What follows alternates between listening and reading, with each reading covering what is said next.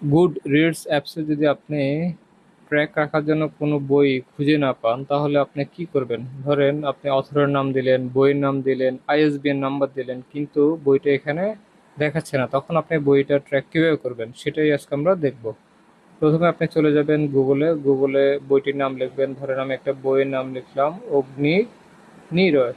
হ্যাঁ, জাস্ট এখানে লিখে দেবেন অগ্নিরয় গুড রিডস। হ্যাঁ, দেখবেন যে চলে আসবে। যদি গুড রিডসও থাকে, অনেক সময় সেটা গুড রিডস অ্যাপসে গিয়ে সার্চ করলে পাওয়া যায় না, তখন আপনি এখান থেকে সিম্পলি সিলেক্ট করবেন।